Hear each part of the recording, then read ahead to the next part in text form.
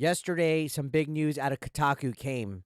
The editor-in-chief quit the company because they were upset about a new directive that Kotaku was going to get where they were actually going to have to play video games to write game guides. Yeah, Kotaku was not going to let its reporters, its editors, its writers write about political agendas going forward. They're going to focus on 50 video game guides a week per a writer. And the head honcho, she took off. She said she wasn't going to be a part of that. She didn't agree with the directive and it was misguided and all this stuff. Yeah, a shame that Kotaku writers would have to actually play video games to make content about video games. Well, I got bad news for you.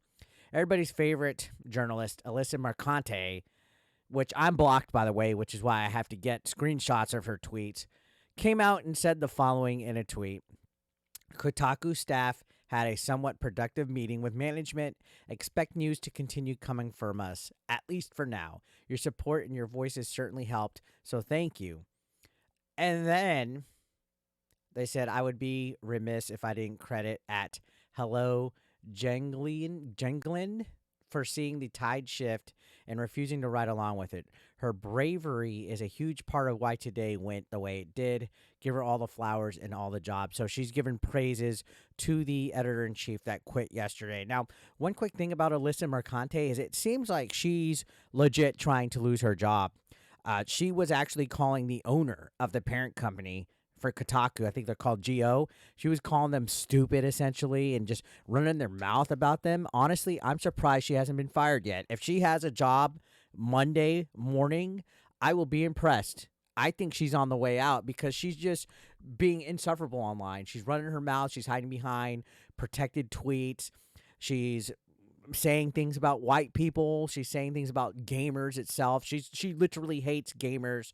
Now, she did block me after my statements, especially after my video where I revealed that her and a PlayStation PR employee by the name of Mike Diver were actually trying to deplatform RGT85 for his thoughts on Sweet Baby Inc. But this doesn't stop right here with Alyssa Mercante. You see, now that she's been given the green light to continue her nonsense, her news reporting, she's actually working on a hit piece. Yeah, Kotaku is going to be working on a hit piece against YouTubers that they label toxic. Basically, anybody that's not giving in to their agendas because they have to control the narrative. But most importantly, and you guys will read this tweet that she put out, and we all know who it's going to be about, right?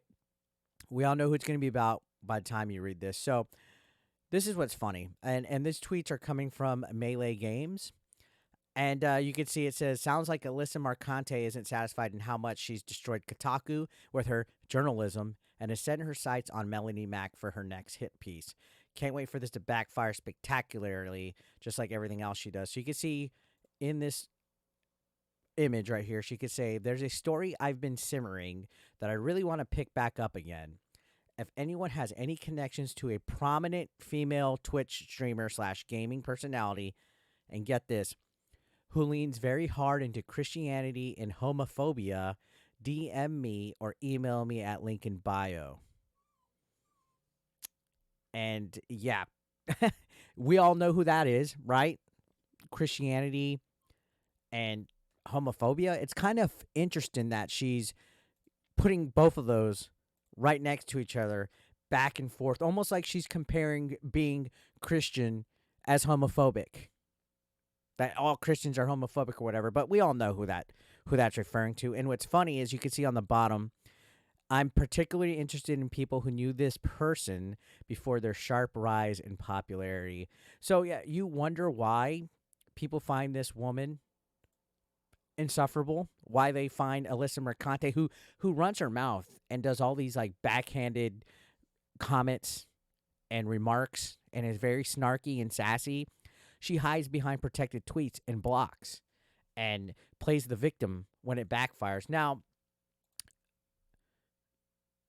this is going on right here. It doesn't even stop here because not only is she going to target Melonie Mac, she elaborates. Like, this is going to be a big hit piece here. She says, also, if you personally know any decently popular gaming personality streamers who have seen a meteoric rise in popularity shortly after adopting more reactionary views. DM slash email me. So, reactionary views. So, basically, anybody that's become popular for having reactionary views towards, I guess, progressiveness, diversity, inclusion. Basically, everybody that's being labeled toxic that has called the whole Sweet Baby Inc.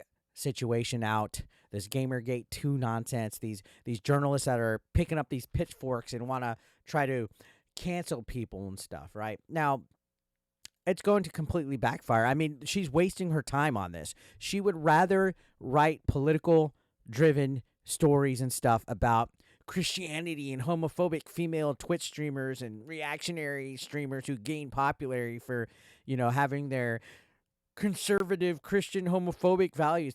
That's exactly what it is. It's somebody wanting to write bullshit. Now, she would rather do that than actually work on video game content, than actually play video games, than actually write these game guides. They want to do everything but their jobs. They want to make Kotaku focused on their political beliefs, which is fucking insane. But anyways, Melonie Mac clapped back, and I got to give props to Melonie Mac. God bless Melonie Mac. I fucking just love how often she owns people.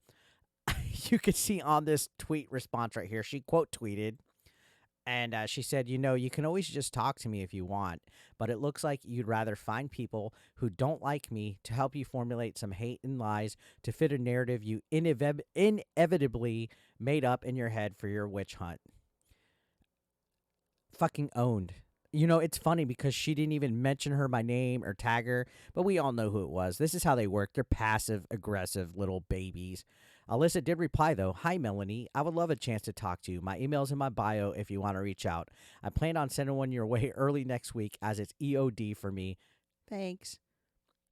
Yeah.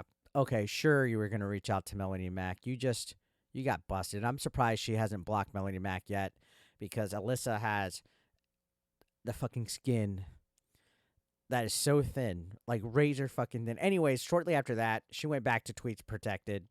So people can't go and watch and do all this. She's just causing her own demise, guys. Honestly, like I said, I would not be surprised if she even has a job on Monday. And an old tweet is actually digging up, and people are kind of doing a gotcha on her.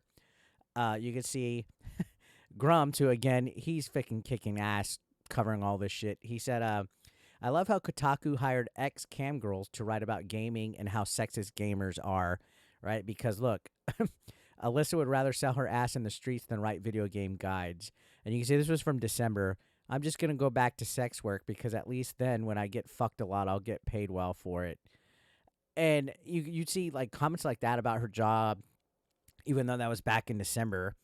And then you could see her running her mouth about like the head honcho of the parent company and stuff.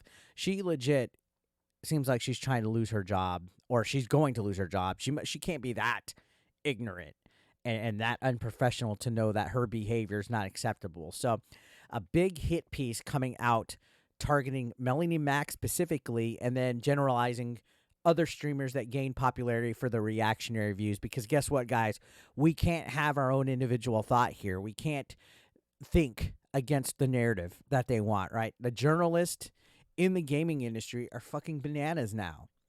They are literally bonkers. They want us to just support and believe what they want. And it honestly would not be an issue if it wasn't forced inclusion or diversity, if it wasn't against people of different cultures that didn't fit their narrative, if they didn't attack people that were white or Christian or people that had different beliefs that weren't considered woke, like they call it.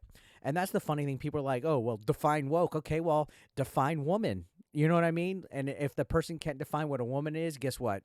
You're woke. I saw that on a meme today, and I was like, wow, that makes a lot of sense.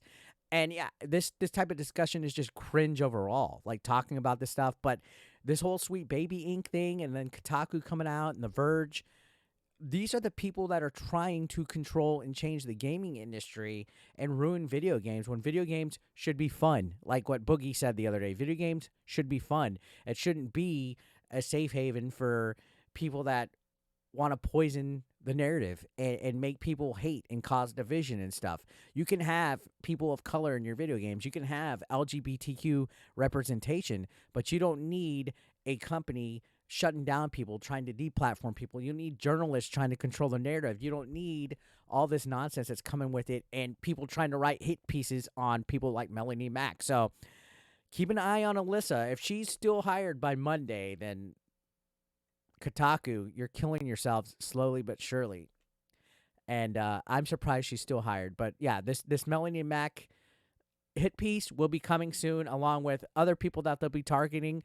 Who knows? They'll probably be targeting bigger, prominent YouTube channels like RGT85, which they've already tried to with Alyssa Mercante and Mike Diver. And anybody that is making noise against what they want, they will be attacking. So let me know your thoughts down below, guys. Thank you for watching.